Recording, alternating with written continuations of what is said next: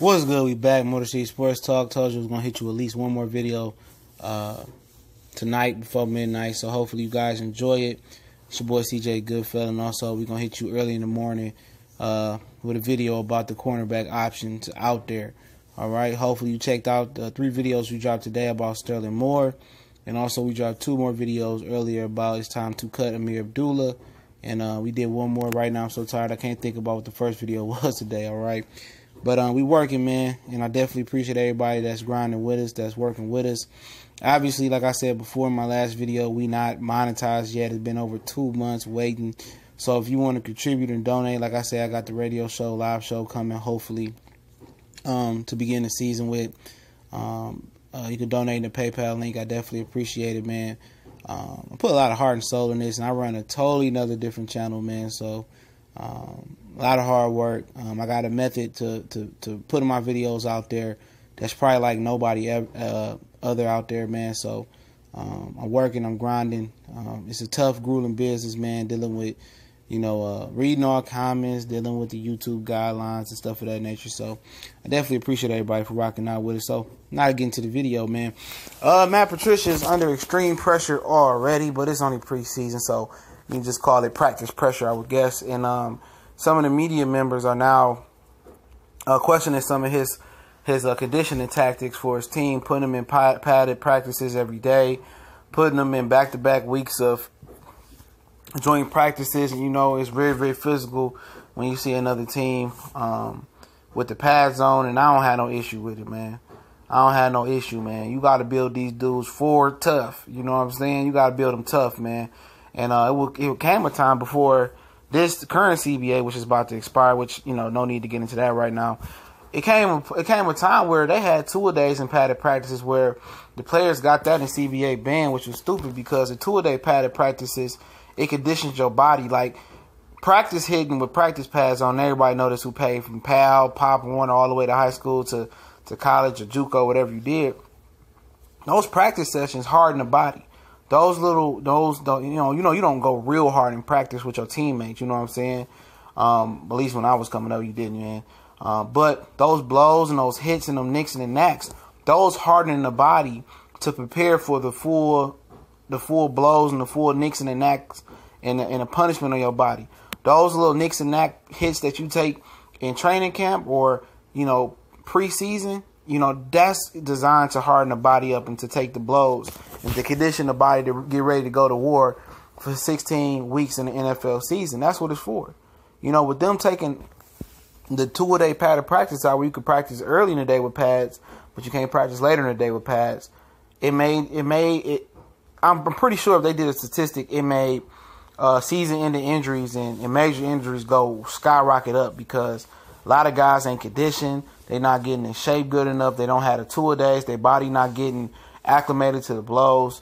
And 2-a-days was meant to make you tougher, meant to make your team tougher. And they crying about this dude putting them in pads, for a week or 2 weeks straight and making them do joint padded practices for 2 weeks straight or whatever it is. I'm just telling you how far society has come from being, tough on their young and tough on the future of the nation and tough on the men and tough on the women to being soft and timid. You know what I'm saying?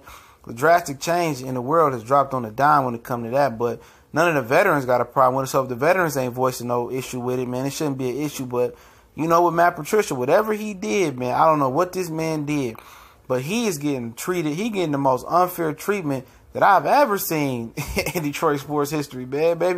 Maybe I'm forgetting the guy, but Jim Caldwell, man, being a black man, being a black coach, you know what I'm saying? He didn't even get any of this backlash or resistance or nothing. He was able to do his job, and he faced the same questions that most coaches face or he would face anywhere else about him not being, enthusiastic or getting up and crying and up in arms and complaining and getting and cussing out referee faces for bad calls and whatever it may be. That was the only issue people really had with Jim Caldwell, how calm and nice he was. Matt Patricia, they jumping all over this man.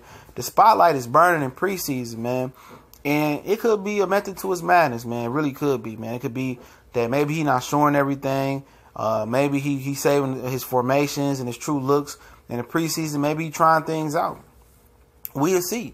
But we know, and what the media You know, and the fans, this dude might have the shortest leash in Detroit sports history for a coach. You know, he under so much pressure here.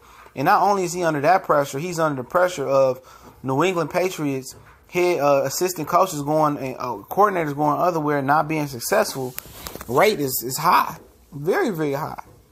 And he's facing that. He's facing that as well. And I know every day in the back of his mind, he probably wish he went to the New York Giants and dealt with this BS. Because New York probably wouldn't have pulled up that old criminal history he had. He would have been able to be, you know, good and all that. But obviously it worked out here for him. He chose to team up with Bob Quinn and they boys. But I'm telling you, every little thing he do, man, they putting a microscope on it and they blowing it all the way up in my Fat Joe voice, man. So, but like I said, man, I don't have an issue with nothing he's doing right now. I'm not going to apply pressure on him for no reason. My only issue was retaining Jim Bob Cooter and getting rid of Terrell Austin. I understand getting rid of Terrell Austin because he don't believe in your defensive philosophies and stuff of that nature. Two different coaching trees, okay? My issue is, man, if this defensive coordinator or if Matt Patricia don't have his defense improving and it's a major drop-off like I anticipate it will be from Terrell Austin to him, the Lions ain't smart at all. Terrell Austin wasn't the issue, man. The defense was strapped. It was straight under him. If he had scraps, he made a good course of a 5-star meal with the scraps that he had. The issue was Jim Bob Cooter, man. The issue before him was Joe Lombardi. The issue before him was Scott Linehan. None of them offensive coordinators could figure out how to sustain drives, how to pick up third downs, how to run the ball, short yardage, get it in the red zone, score touchdowns. It was all about field goals and explosive plays down the field. Nobody could figure out how to get the Lions and Matthew Stafford to consistently move the change and have a good offense. That was the issue for the Lions. The defense had been top 2, 3 in the league before under Terrell Austin. They've been good. Nobody was consistently help the defense out or consistently help Matthew Stafford out with a running game and a competent offense. And that's been the issue. You know, they look at Jim Caldwell as an offensive coach. Usually when you got an offensive coach, you trying to replace him, you want to go defense. But the defense wasn't the issue. The offense was the issue. Figuring out how to run the ball was the #1 issue for the Lions. They bring Patricia in, who had one of the worst defenses last year, even though it made it to the Super Bowl.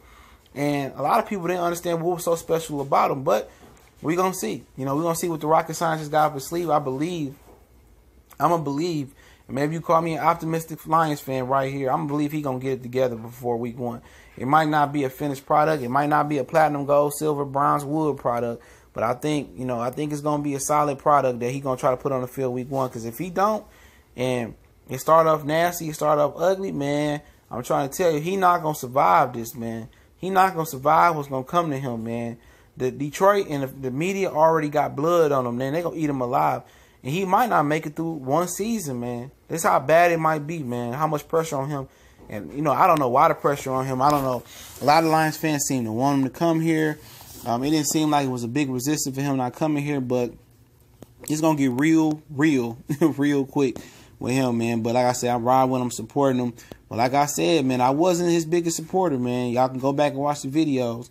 I wasn't a biggest supporter about him getting rid of Terrell Austin. I didn't like that move. I'm probably beating a dead horse dead, but I'm just putting it out there so you always can reference and say I was the one that said I'm getting rid of Terrell Austin. And I was never a fan of Jim Bob Cooter, man.